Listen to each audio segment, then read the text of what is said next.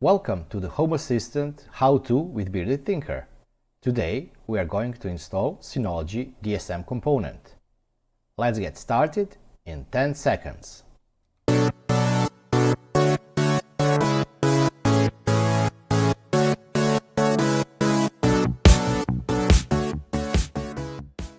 If you have Synology DSM, as I do, and probably you have it since you are watching all this series, today I'm going to show you how to quickly install Synology DSM component so you can track your Synology statistics inside Home Assistant.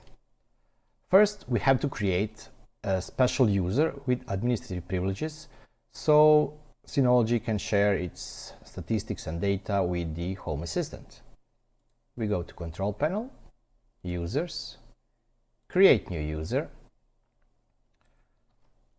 We have to name him. We will call him DSM. The only other field that is mandatory is field for the password.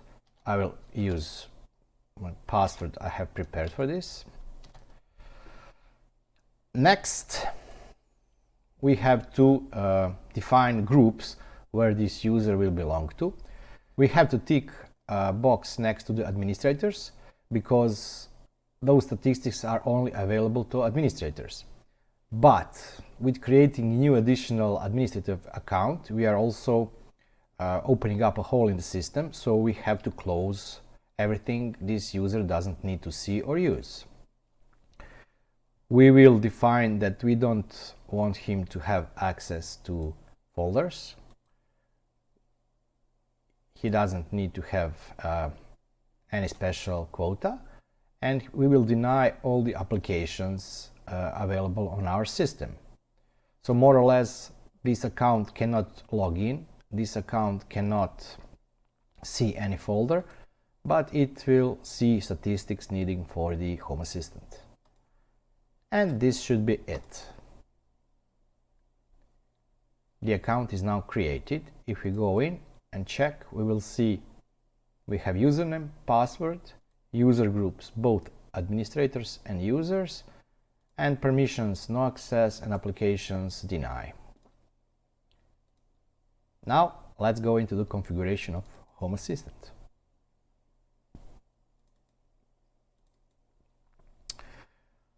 At this point, we do not have a lot of data, a lot of sensors, outside components in our Home Assistant, so our configuration file should look more or less something like this.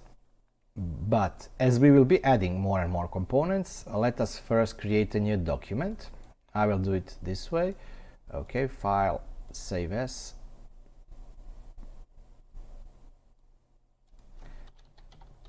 And I will use this file to create a new file, and we will call it sensor.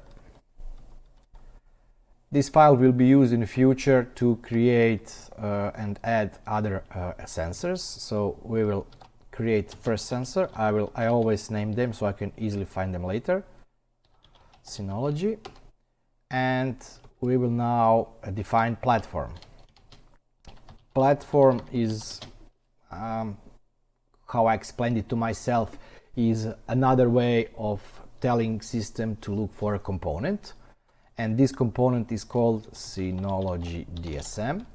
This is telling system to look for the definition of the platform Synology in its internal files.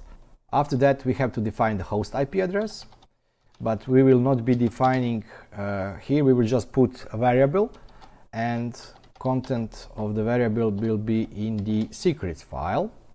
It's a good practice to put all sensitive information such as your username, passwords, longitude, latitude, IP addresses, or anything that can be anything that can pose some threats to your privacy or vulnerability, you put in a secret file. So we have defined that host IP address will be inside the secrets file, and we will give name of host host, so we can later more easily define it. We have to define also port. Again, we will be using a secret file. What I also prefer, or is good practice, especially if you are not using SSL, is to define SSL and type false. There were some issues with the Synology DSM component, so if you are having SSL false, you should always define port. That's why we have it here. Now we have to define username for this account. Again, we will type secret, name, and password will be same, not same, but the same way defined, pass. This is the username and password we just created previously in the DSM, new Synology user, of course. Now we have to start defining what we want to see inside the Synology DSM. So this will be monitored conditions, and here we will list all the conditions we want to monitor. For this, I will just copy and paste a list I have prepared earlier. This should be more or less everything from the Synology I can get at this point for my Synology setup. So it's CPU total load time, memory real usage, network up and down information, meaning the upload and download traffic, disk temperature, volume disk temperatures, average and maximum, and percentage of the volume used. Let's save this. What we have to do next is we have to go to configuration, and we have to include the sensors file inside the configuration. I have here already prepared this, so you just type sensor column include sensor.yaml. It has this name, has to match the name of the file we just created. We will save it. And the last thing we need to do is in the secrets file define all the variables we set in the sensors we will provide here. So it's host,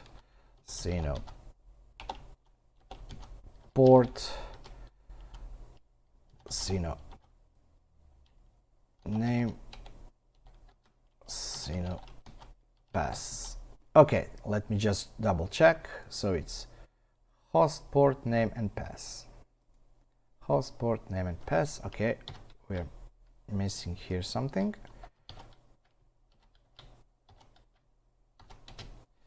Here we have to type the IP address 192.168.1.109.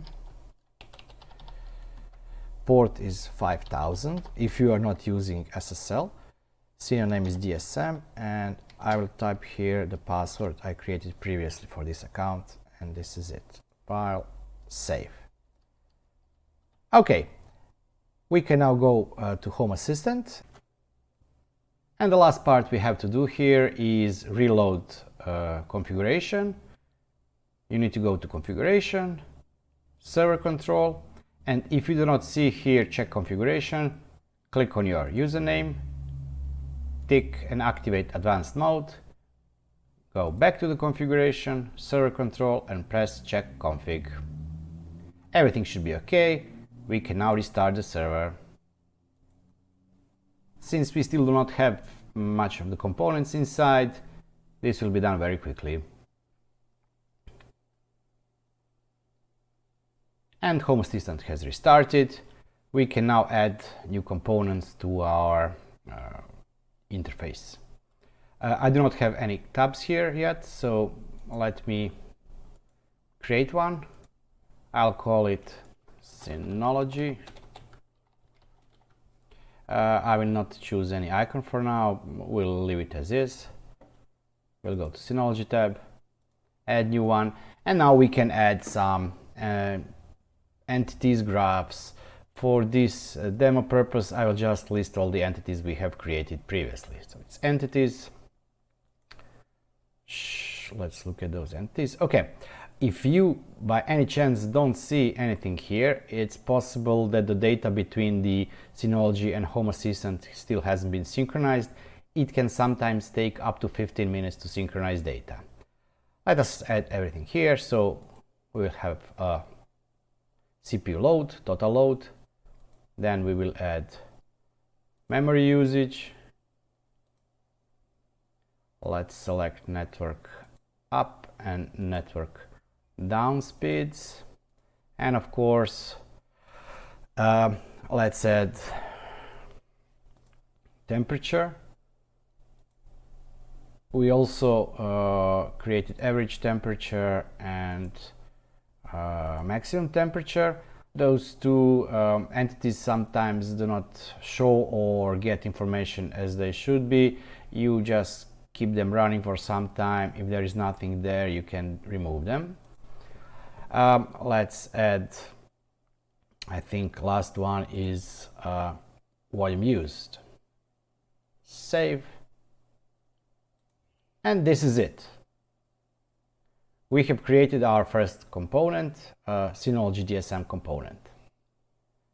Thank you for watching Home Assistant how-to. I hope you like this shorter version of my videos. If you like it, please hit the like button. Leave me a comment down below if you would like to see more of the components done.